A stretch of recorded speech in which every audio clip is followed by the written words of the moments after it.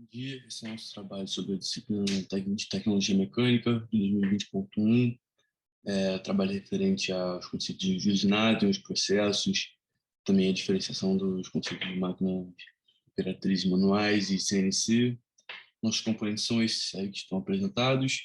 É, Quem fala primeiro é o Enzo Rei, o nosso professor é o José Paulo. Vamos para o trabalho. Primeiramente, vamos apresentar um pouco sobre o conceito de usinagem, né? Esse processo ele é um processo de desgaste mecânico que visa conferir uma forma, uma dimensão, um acabamento desejado a alguma peça que estava antes em estado bruto. E esse processo é feito mediante a remoção de material sob a forma de cavaco, né? Que o cavaco nós podemos identificar aqui na figura no canto superior direito, no qual ele está sendo removido, e na outra figura ele está sendo apresentado. E, bom, a usinagem, como forma geral, nós podemos conceituar com esse exemplo, né, de um tarugo de sua forma bruta. Ele passa por transformações e ele consegue se adequar aos requisitos que o operador ele pretende, né? Como nós podemos observar na peça da direita, que já foi usinada e provavelmente já está pronta para seguir o seu rumo e ser utilizada como o operador desejar. Bom, as operações de usinagem ela podem se dividir basicamente em dois grupos, né, que são os de desbaste, que servem para conferir uma forma e dimensões para as comandas finais, e nela ocorre a maior parte da remoção de material e o tempo de usinagem tende a ser menor. Já o de acabamento ele serve para obter dimensões finais, né, com os acabamentos especificados, e nela geralmente ocorrem as menores remoções de cavaco e elas possuem os maiores tempos, né, de usinagem. Bom, agora vamos falar um pouco sobre os fundamentos, né? E os processos podem ser divididos em dois grupos também, que são os convencionais e não convencionais. Os convencionais são os mais conhecidos, né? Que são o de torneamento, a furação, modelamento, retificação, serramento, aplanamento, fresamento. Os não convencionais são a plasma, os processos químicos, eletroquímicos, fluxo abrasivo, ultrassom e laser. Bom, nesse trabalho nós vamos tratar, né, basicamente sobre os convencionais, que são os mais comuns. E vamos falar também sobre a diferença das máquinas operatrizes manuais e das máquinas CNC. As máquinas operatrizes manuais, elas são basicamente as máquinas tradicionais, né, que são utilizadas para usinagem de materiais e por meio do uso da movimentação mecânica e de um conjunto de ferramentas, né.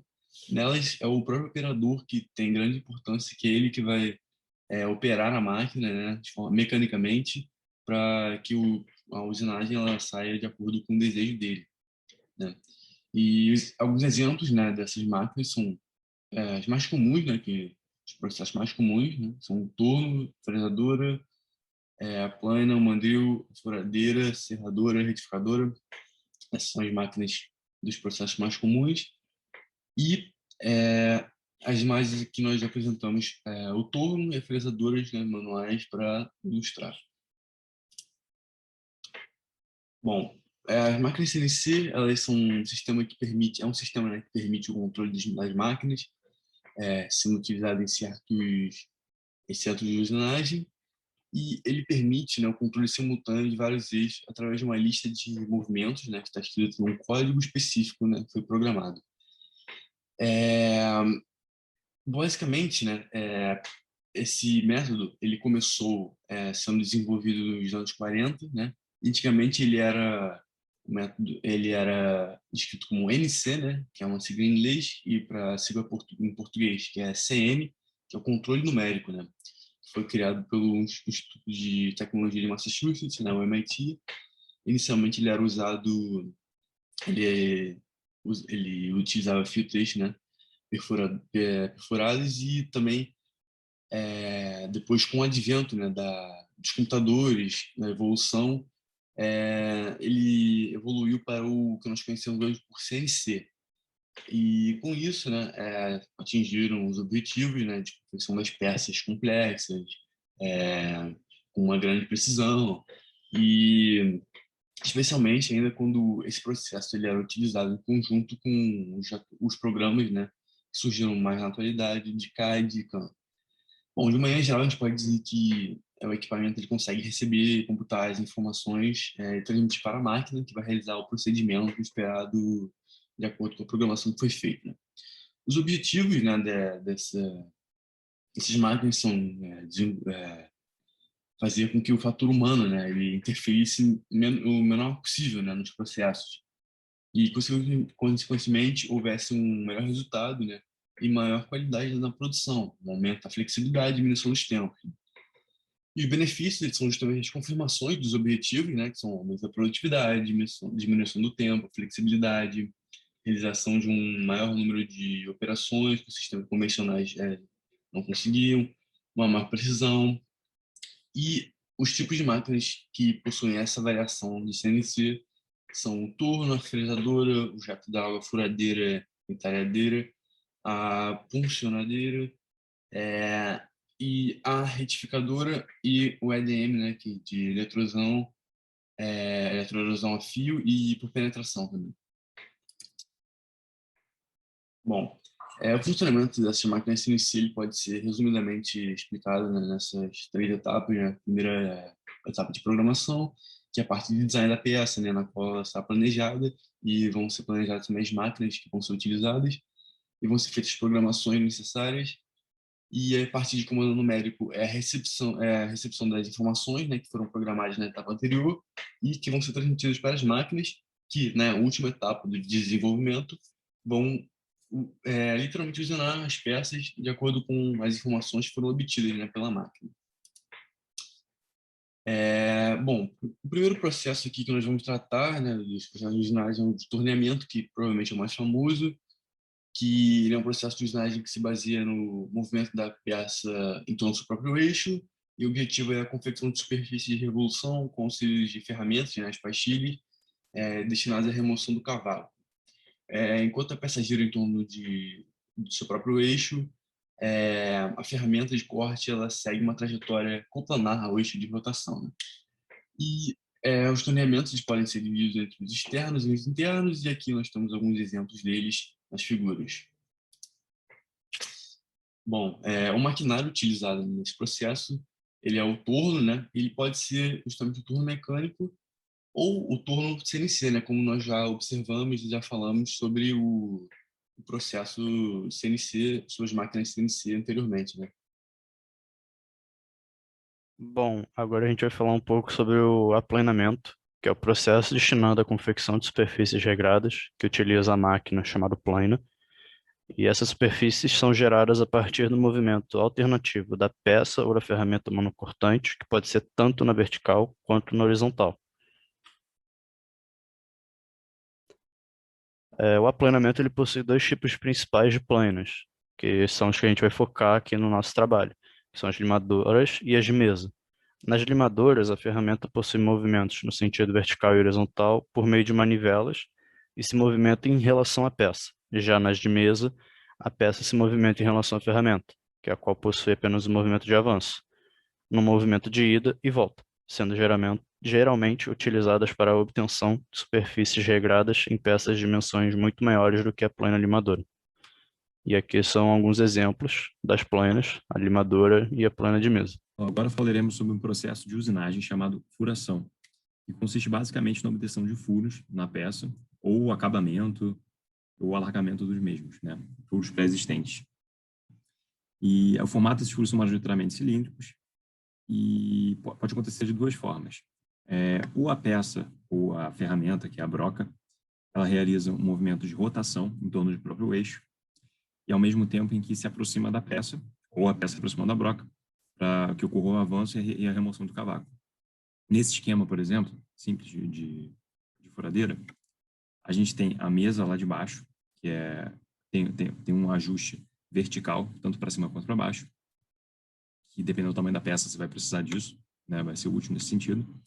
E o que faz parte do avanço aqui é essa mesa ajustável, está em cima dela, né?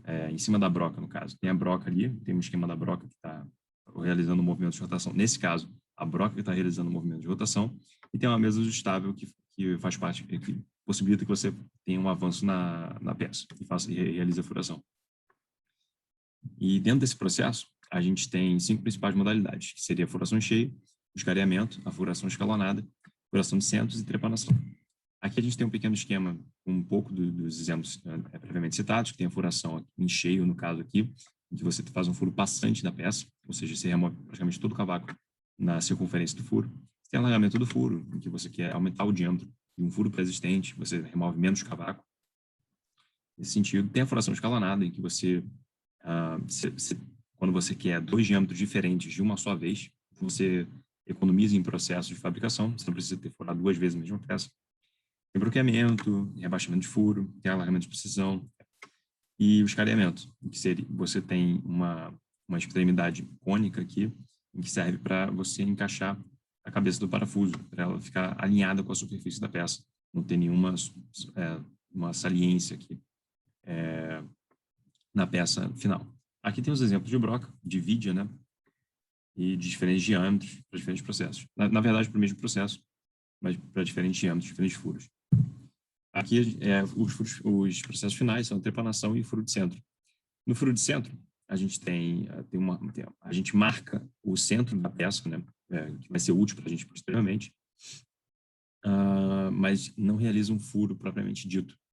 Passante, só serve para marcação mesmo. Então, você economiza em processo de fabricação. E trepanação, visando também uma furação mais econômica, porque você está quando você remove grandes quantidades de cavaco, você vai precisar de um furo de maiores dimensões, e para economizar em esforço da máquina, a gente preserva o núcleo do tarugo. Então, a gente consegue ver aqui que tem uma grande quantidade de material que não foi removida, logo a máquina não está realizando trabalho sobre esse material. Então, você está economizando energia e não está fazendo trabalho necessário removendo esse furo que aparentemente não precisa. Bom, agora a gente vai falar um pouco sobre o processo chamado de fresamento. O fresamento é um processo mecânico realizado por uma máquina chamada fresadora, destinada à obtenção de superfícies variadas com auxílio de ferramentas multicortantes denominadas fresa. Uma vez que tanto a peça como a ferramenta podem ser movimentadas, essa pode ser feita em qualquer tipo de orientação. Agora a gente vai falar um pouco sobre os tipos de fresadoras. Existem basicamente 3 tipos de fresadoras. Primeiro, vamos começar pela fresadora horizontal, que é a fresadora que a gente pode ver aqui à nossa direita. Através delas, podemos adotar 3 tipos de movimentos. Movimento vertical, devido ao suporte, e 2 movimentos horizontais, que são perpendiculares entre si. Agora temos a fresadora vertical, que esta possui uma coluna posicionada perpendicularmente à mesa, que são utilizadas em certos tipos de serviço quando precisamos girar a fresa segundo um eixo vertical. Por último, temos a fresadora universal, que é essa que a gente pode observar através da imagem. Este é um equipamento híbrido que pode ser utilizado a fresa tanto na horizontal quanto na vertical, e tem grande variedade de aplicações. Agora a gente vai falar um pouco sobre o processo chamado de brochamento. O brochamento é um processo de usinagem onde o movimento de corte é linear e consiste em arrancar progressivamente o cavaco da superfície de um corpo mediante uma sucessão ordenada de fios de corte. A gente pode ter tanto brochamento interno como externo. O brochamento interno nos permite modificar um furo vazado e transformar o perfil de uma peça. Já o brochamento externo é uma operação feita sobre a superfície externa de uma peça, dando acabamento aos seus perfis. Por fim, vale ressaltar que é realizado em uma ferramenta chamada brocha, e em máquinas chamadas de brochadeiras. Bom, agora vamos falar sobre o processo de serramento, né? Esse processo ele é um processo mecânico que realiza os recortes e seccionamento de peças utilizando ferramentas multicortantes. Esse processo ele é muito conhecido, né, mundialmente, né? E a ferramenta utilizada nesse processo é a serra, e as máquinas elas podem variar um pouco, né, e ter certas peculiaridades de acordo com o objetivo do operador, e são elas a serra alternativa, que é essa que está representada na figura, a serra circular, que também está representada nesse esquema na figura, e a serra de fita, que está representada nessa última figura, e demonstra esses são os processos, as máquinas que são utilizadas para os processos de serramento. Agora sobre o processo de roscamento, né? Esse processo de usinagem ele tem como objetivo fabricar roscas, né? Em superfícies cilíndricas ou cônicas de revolução. E nesse processo, ou a peça ou a ferramenta ela vai girar e a outra, que não estiver girando, ela se desloca. E existem várias operações que podem efetuar o roscamento, né? Como, por exemplo, algumas citadas são torneamento com ferramenta simples ou múltipla, cabeçotes automáticos com pentes tangenciais, radiais ou circulares, turbilhamento, utilização de machos e cocinetes, fresagem com fresas simples ou múltiplas, e existe também vários estilos, né, de roscamento, né? Os principais são o roscamento interno, feito com ferramenta de perfil único, o roscamento externo com ferramenta de perfil único, roscamento interno com ferramenta de perfil múltiplo, e também o roscamento interno com fresa ou macho, né? Esses são os principais. E agora, um pouco mais sobre o mandrelamento, né? Que nesse processo, o objetivo é obter superfície de revolução por meio de uma ou mais ferramentas de corte, né? E ele apresenta algumas características semelhantes ao torneamento, pelo fato da ferramenta remover o cavaco através de uma trajetória circular. Contudo, né, o mandrelamento ele é a ferramenta que vai rotacionar, e a peça ela vai seguir em movimento de avanço, né? Essa é a diferença. Nesse procedimento, a ferramenta utilizada é fixada numa barra, né, que é o mandril. E as operações de mandrilamento elas podem ser usadas para desbaste ou para acabamento, né? E são escolhidos para a usinagem de peças grandes, de grandes dimensões, como armações de máquinas, bases de motores, entre alguns outros também. E, bom, os tipos de mandrilamentos mais comuns são esses, né? O cilíndrico, o radial e o esférico. Agora a gente vai falar um pouquinho de retificação. E no primeiro momento agora, acho válido a gente falar um pouquinho dos objetivos que a gente tem com a retificação, que consistem basicamente em 4. O primeiro seria reduzir irregularidades ou saliências e abaixo de superfícies usinadas com máquinas de ferramenta, dar à superfície da peça a exatidão de medidas que permita obter peças semelhantes que possam ser substituídas umas pelas outras, retificar peças que tenham sido deformadas ligeiramente e remover camadas finas de material devido à têmpera, cimentação e nitratação. E agora, partindo para os componentes, que consistem basicamente em 2. Primeiro é o maquinário, que seria a retificadora, que a gente vai ver um pouquinho depois os diferentes tipos que a gente pode ter. E o outro seria o rebolo, que basicamente é a ferramenta que usa propriamente para retificar. E essa ferramenta, ela é fabricada por material abrasivo, sendo usualmente pode ser óxido de alumínio e carbureto de silício. E a escolha desse material varia de acordo com o tipo de trabalho que vamos ter. E agora, falando um pouquinho dos tipos de retificação. Não, os tipos de retificadores consiste basicamente em 3. Que o primeiro seria a plana, que ela serve para uso de qualquer tipo para retificar qualquer tipo de superfície plana, sendo paralela, perpendicular ou até mesmo inclinada. E ela pode ser classificada entre a retificadora plana tangencial, de eixo horizontal, e a de topo de eixo vertical, que a gente pode ver na figura esquerda.